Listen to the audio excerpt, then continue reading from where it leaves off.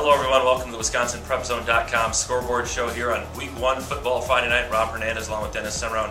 Dennis, we start out with the Big 8 Conference tonight. The big one, Sun Prairie 27, Verona 7. Ryan Curran throws for a touchdown, runs for one. But Jeremiah Bradley's fumble return in the third quarter gives Sun Prairie some breathing room there. But a big win for Sun Prairie after the 2 losses to Verona last year. I kind of thought this was going to be a real high-scoring game both ways. But defenses came to play tonight. Verona didn't quite have it. Don Wise, though, saw him go down with an ankle injury, came back and had just an amazing run, broke a bunch of tackles. They'll have a pretty good year, but Sun Prairie, team to beat, they showed it right away. Yeah, they got to get Don Wise healthy to the Verona Wildcats and hope they get some help along the way. Other scores tonight in the Big 8 Conference, Madison Memorial 45, Janesville Parker 20. Joe Ferguson throws for 3 touchdowns, runs for 2 more. Madison LaFollette all over Madison East tonight, 41-0. Troy Tigan throws for 4 touchdowns. Jenna Smith, a defender on the girls' soccer team and believed to be the first girl ever to play football at LaFollette, converts 5 of 6 point-after touchdowns. That'll be a theme tonight. Stay tuned for another story about a girl kicker here on the Scoreboard show.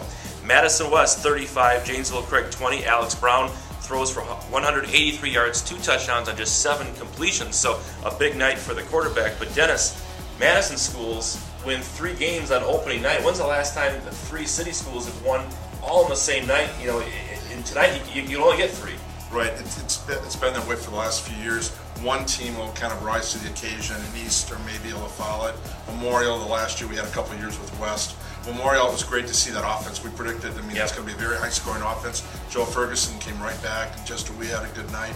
But their defense, that's what we're going to be looking at, whether they can keep the points off the board. LaFollette, though, somebody told me from the scrimmage they didn't allow a point. Yeah. And they picked right up with 41-0 tonight with a chip on their shoulder for the Loser Cup. The Loser Cup, that's right. Week 1. And unfortunately, that game shouldn't have been played tonight. Kids aren't in school yet. So right. Unless a lot of work on the social networking, I don't think the fans were going to be in the stands. I know reports out of Janesville Parker were very sparse attendance down there for that Memorial game. So I think the fact that we've got 2 games, still before school starts is taking a toll. One other score in the Big 8 Conference tonight: Middleton 48, Beloit Memorial 0. Javarius Rockmore with 3 touchdowns for Middleton. Non-conference, a lot of big non-conference games. You were at the big one tonight. Waunakee 45 and Ona Grove 39. The Warriors rally for their 37th win in a row, but what a ball game, and credit to Monona Grove. They really had the Warriors in the ropes. 57 seconds into the game, it's 14-0 Monona Grove. 80-yard touchdown pass. Brett Piercy had just an outstanding game, but his 2 running backs, James Conner, who was all-conference last year, and Evan Oldenburg, over 300 yards receiving between them. But Waunakee and Will Decora, we were waiting for it. Yep. Last year he was chasing quarterbacks. They were chasing him tonight. End around, just barely made it to the end zone for the last touchdown. 3:44 to play, and they win 45-38. Outstanding game. We were waiting for that game last year. That should have been the D2 championship game. What a wait. It was just outstanding. Both teams are going to have great seasons. If you haven't seen your print state journal, you'll want to pick that one up. We got a great picture of Will Decora's touchdown to give Waunakee the win. Mount Horeb Barneveld tonight, 32-28 winner over Fort Atkinson. The Vikings score 3 fourth-quarter touchdowns to beat the Blackhawks. DeForest 21-0 over Edgewood.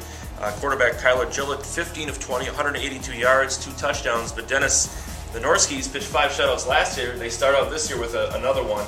Looks like defense reigning supreme in DeForest. They understand they also knocked out the quarterback Matt Ripple for Edgewood. And that was a 0-0 game at halftime. And Edgewood just didn't have enough offensively tonight. But DeForest, right before next week, what do we get? Waunakee DeForest.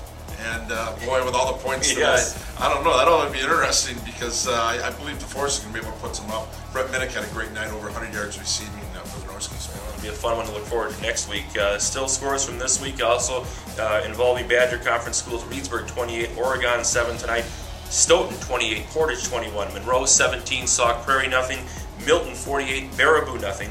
Northern Capital Conference teams tonight: Poinette, big win over Adams Friendship 56-8. Jefferson stomps Watertown Lutheran Prep 45-6. Lakeside Lutheran gets the win on the road at Winnebago Lutheran 39-6. Overtime game, Columbus and Wisconsin Dells. The Chiefs of Wisconsin Dells win that one 16-13 in overtime. Josh Johnson's 25-yard field goal wins it after Columbus had their quarterback sacked on their first possession of the OT.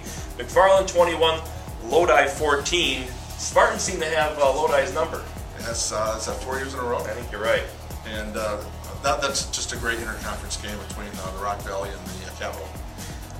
New Glarus Monticello 17, Iowa Grant 3, Deerfield 20, Cambridge 13, Lake Mills 33, Marshall 15, Southwestern over Wisconsin Heights 20-14, and then the other game involving the girl place kicker.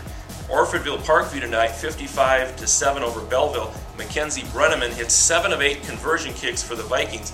Now the last touchdown in that game scored by Brendan Neal of Parkview. Of course, his brother Benjamin killed in Afghanistan earlier this year. The caller that reported the box score said that the family was honored before the ball game. I'm sure a very emotional night there.